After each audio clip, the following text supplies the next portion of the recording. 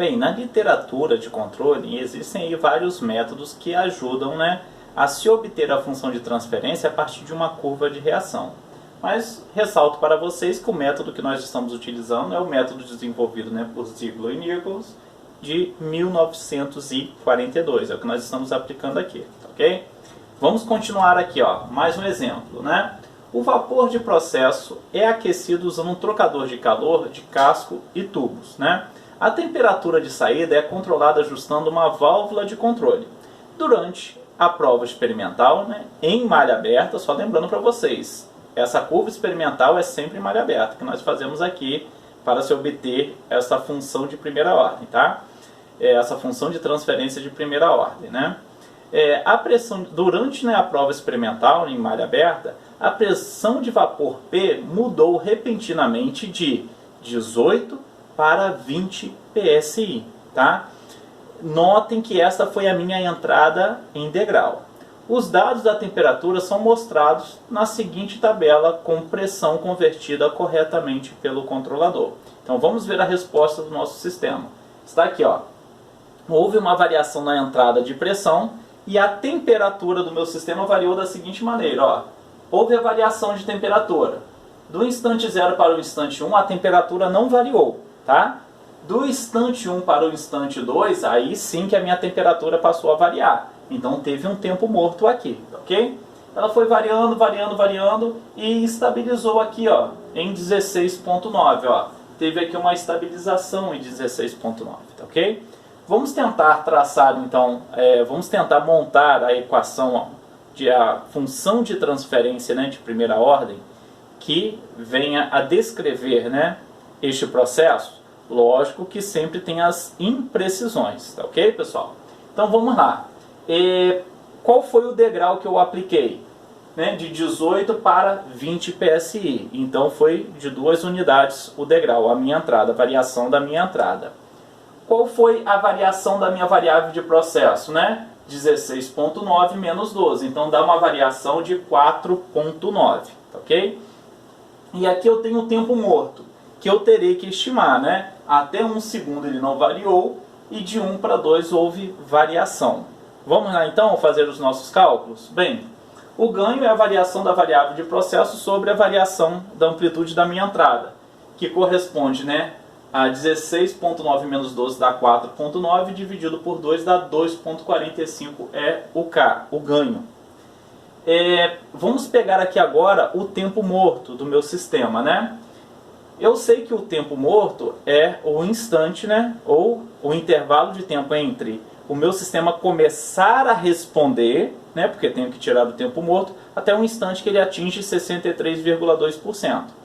Quanto que vale 63,2% do range de variação da minha variável de processo? Está aqui, ó, 4.9, que foi a variação de temperatura, né, no total que teve, multiplicado por 0,632. Então, os 63% dá 3,09, tá ok? Graus Celsius. Sendo que ele começou de 12 graus Celsius, né? Então, ele vai atingir, né, os 63,2%, né, em 15,09 graus Celsius.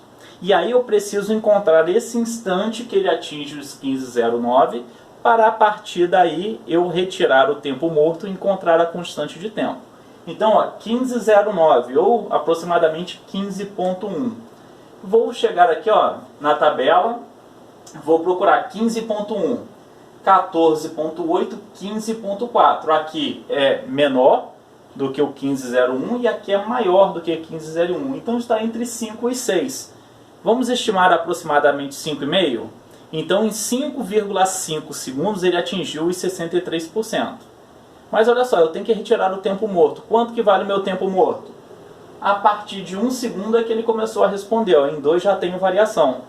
Vamos aproximar aqui, vamos considerar o nosso tempo morto em 1 segundo. Aí vocês podem falar, mas Edson, eu poderia considerar o tempo morto em 1 segundo e meio? Poderia, porque você poderia fazer aqui uma interpolação. Mas aí, esta é a imprecisão do método. Então vamos considerar aqui que o tempo morto é igual a 1 e que ele atingiu os 63,2%, né, em 5,5 segundos, ok?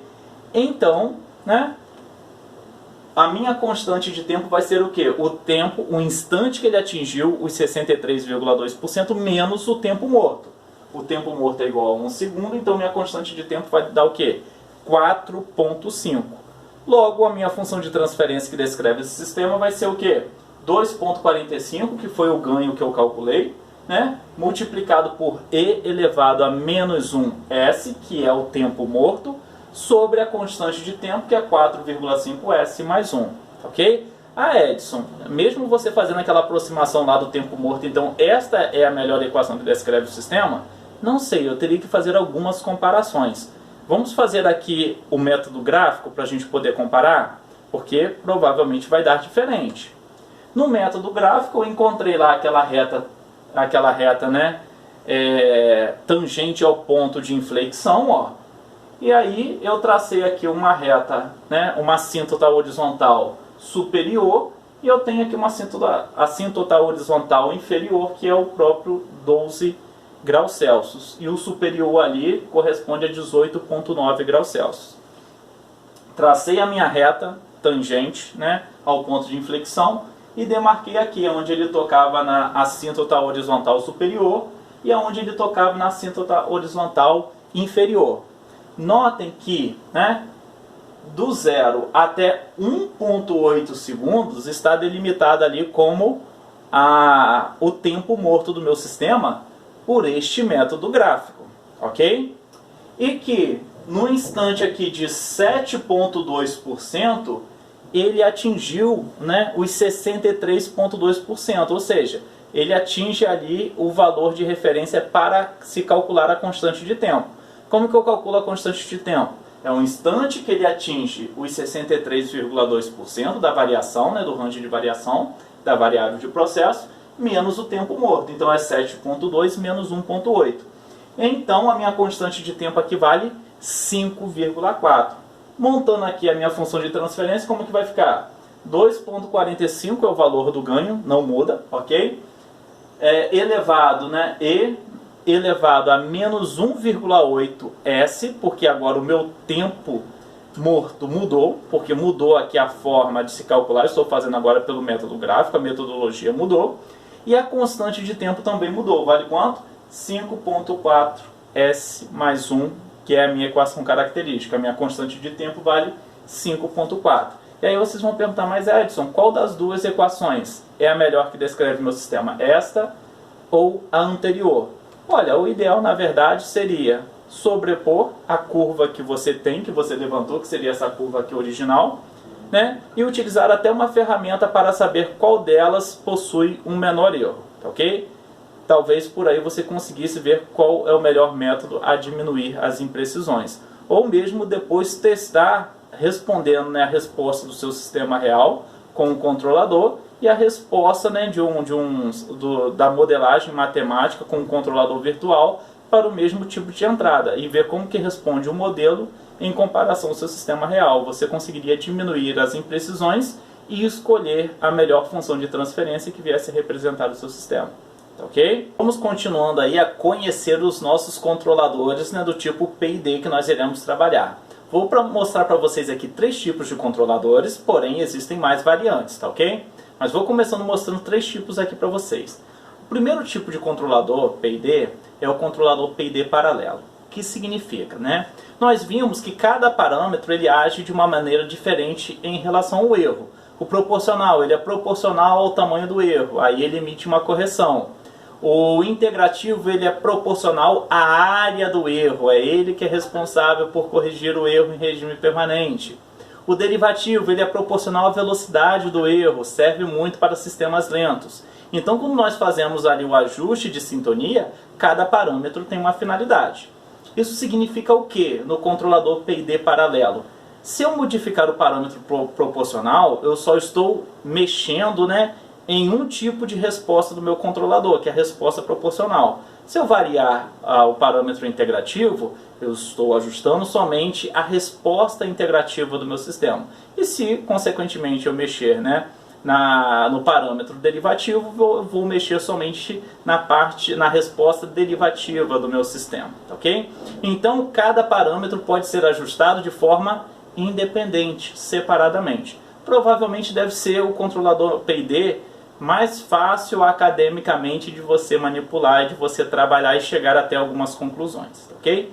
Então este é o nosso controlador P&D paralelo. Notem, ó, que todos os parâmetros estão em paralelo, KP, KI e KD, ok? E aqui a equação do nosso controlador é um valor de bias, né, mais o KP multiplicado pelo erro, mais o KI multiplicado pela integral do erro, mais o KD multiplicado pela velocidade do erro, ok? É a estrutura P&D paralelo. Próxima estrutura do P&D que nós iremos estudar é o P&D série, tá? Neste daqui, notem que é um pouquinho diferente. Significa o quê? Se eu mexer, né, se eu fizer o ajuste de sintonia no ganho proporcional, eu mudo toda a resposta do meu controlador. Eu mudo a resposta proporcional, integrativa e derivativa. Porque olha só, notem que o integrador aqui, né, ele está em série com o KP e o derivador também, ok? E se eu fizer um ajuste na parte integral? Se eu fizer um ajuste no fator integral, ele muda a resposta do fator integral, mas também vai mudar a resposta do fator proporcional, ok? Porque ele tem uma componente no fator proporcional. E se eu modificar o fator derivativo, ele muda a resposta do fator derivativo, mas também vai mudar a resposta do fator proporcional, ok? Este daqui é um pouquinho mais complexo, né, de se fazer uma sintonia. Este é o P&D do tipo série, tá ok? E como que fica aí a equação deste controlador? É o valor de bias, né, mais o KP multiplicado por, aí eu tenho uma equação aqui entre colchetes, né, o erro, mais o KI KD multiplicado pelo erro, mais, né, o KI, notem que tudo isso está multiplicado pelo KP, mais o KI multiplicado pela integral do erro, mais o KD multiplicado pela derivada do erro, ok? Então este é o controlador P&D em série. E aqui nós temos o controlador P&D misto, pessoal. Esta arquitetura de controlador P&D é adotado, né, pela Associação Internacional de Automação, ok? Geralmente é esta arquitetura aqui que vocês vão encontrar, por exemplo, nos controladores lógicos, né, lógico-programáveis, né, o CLP. Vocês vão encontrar esta arquitetura aqui. Só tomem cuidado quando vocês estiverem trabalhando com esse tipo de controlador para saber em qual unidade que ele vai estar trabalhando. Exemplo, lá o TR, que é a taxa de repetição da correção integral, está em segundos ou está em minutos? Então tem que saber como que ele trabalha lá, mas provavelmente vai ser essa arquitetura aqui, ok? Como que ela trabalha? Pessoal, é simples. Se eu modificar o parâmetro proporcional, eu afeto, né, a resposta proporcional, integrativa e derivativa, porque está aqui em série, ok? Agora, se eu mexer no parâmetro integrativo, eu só altero a resposta relacionada a parâmetro integral. Se eu mexer no parâmetro derivativo, eu só vou mudar a resposta em relação ao parâmetro derivativo, ok? Então esta é a arquitetura do P&D misto que nós iremos adotar aqui nos nossos exercícios, tá ok? Este vai ser o controlador de referência para os próximos exercícios. Notem a equação dele, valor de bias, né, mais o KP multiplicado, eu tenho uma equação aqui entre colchetes, o erro mais o KI multiplicado pela integral do erro, mais o KD multiplicado pela derivada do erro em relação ao tempo, ok? Então é esta a equação. Sendo que, olhem só, pessoal, nós iremos trabalhar com este controlador, mas na nossa disciplina de controle, né, aqui do Instituto Federal Fluminense, do curso de Engenharia de Controle e Automação, nós iremos trabalhar no domínio da frequência. Toda essa ideia que eu passei para vocês aqui no domínio do tempo, lógico que vai ajudar a compreender o domínio da frequência. Mas vai ter uma matéria específica que vocês vão trabalhar a fundo com esses controladores no domínio do tempo, tá ok? Então eu quero trabalhar agora no domínio da frequência. O que eu vou fazer? Eu preciso aplicar, né, o Laplace, a transformada de Laplace, nesta equação do meu controlador. E como que fica aplicando aí a transformada de Laplace? Saindo do domínio do tempo e indo para o domínio da frequência. Vamos lá? Olhem só, esta é a minha equação, né, do controlador PID misto. Notem que aqui eu coloquei que o valor de bias aqui é 0, eu tirei o bias, mas o valor de bias sendo constante, né, não variando com o passar do tempo, né, vai ser uma constante também quando eu aplicar a transformada de Laplace, ok? Nada impede de vocês colocarem. Vamos lá. Faça aí a transformada de Laplace em relação ao erro. Bem, em relação ao erro de t, vai ser Ezão, né, de S no domínio da frequência. Então eu fiz ali o Laplace do erro. Fazendo o Laplace do derivativo, então eu tenho dt multiplicado pela derivada do erro, né, em relação a t, né, no domínio do tempo. Então, a derivada da parte derivativa vai ser o que? O td multiplicado por Szão, ok? Já fazendo aqui, aplicando o Laplace, multiplicado pelo erro de S, né, no domínio da frequência, menos o erro inicial no domínio do tempo, ok? Se a gente considerar que o erro inicial no domínio do tempo é 0, nós podemos simplificar essa equação aqui, ok? E o Laplace do fator integrativo, né, vai ser 1 sobre ti multiplicado por... Qual é o Laplace da integral do erro de t dt? Vai ser errozão, né, erro de S, né, no domínio da frequência, sobre S. Aparece aqui um integrador. Esse S aqui é um derivador, ok? Então juntei as equaçõezinhas, como que fica no domínio da frequência a equação do meu controlador? Kp multiplicado por erro de S, mais Td multiplicado por S, multiplicado por erro de S. Estou considerando que o erro inicial no domínio do tempo é 0, tá ok? Mais o erro de S sobre Ti multiplicado por S, tá ok? Que este aqui é o meu fator integrativo, fator derivativo e o fator proporcional, ok? É esta a equação que nós iremos trabalhar. Vamos ver como que fica essa equação?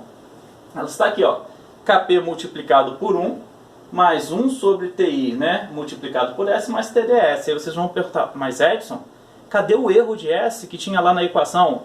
Pessoal, isso daqui é uma função, né, de transferência para descrever o meu sistema. Significa que o GC, que é a equação do controlador, neste caso aqui a equação do meu controlador, é sinal de controle sobre o erro de S. Então quem é GC? Sinal de controle sobre erro de S. Se eu pegar o erro de S que está no denominador e passar para o outro lado, viria para cá multiplicando aqui o valor de Kp. Que iria aparecer em cada membro aqui. Iria aparecer um erro de S aqui, um erro de S aqui, um erro de S aqui. Tá ok? É a mesma coisa. Esta é a equação que descreve o nosso controlador. Sabemos que é o ganho proporcional, o tempo integral e o tempo derivativo. Mas olha só, eu posso representar a equação deste meu controlador de uma maneira um pouquinho diferente. Por exemplo, eu sei que eu posso representar uma fração por uma fração equivalente, desde que eu venha multiplicar o numerador e o denominador pelo mesmo fator. É isso que eu vou fazer. Eu vou multiplicar tudo isso aqui por S e depois vou dividir tudo isso por S. Como que vai ficar? Ó, S vezes S dá S ao quadrado, então teria TdS ao quadrado. S vezes 1 dá S dividido por S, cortaria, então ficaria 1 sobre Ti. E S multiplicado por 1 dá S. Depois teria tudo isso sobre S, ok? Então eu posso, né, representar a equação do meu controlador dessa maneira aqui, ó. KdS ao quadrado mais KPS mais KI sobre S, tá ok? Só lembrando para vocês, ó, o Kp é o próprio Kp, é o fator proporcional. O Kd é o Kp multiplicado pelo Td, pelo tempo derivativo, tá ok? E quem aqui é o meu Ki? É o Kp dividido pelo tempo integrativo, tá ok? Nessa representação aqui existe esta equivalência, tá ok? Então aqui esta é a equação que nós iremos trabalhar com um controlador PID, né, da arquitetura mista, tá ok? Adotada pela ISA, tá ok? Que é a Sociedade Internacional de Automação, ok?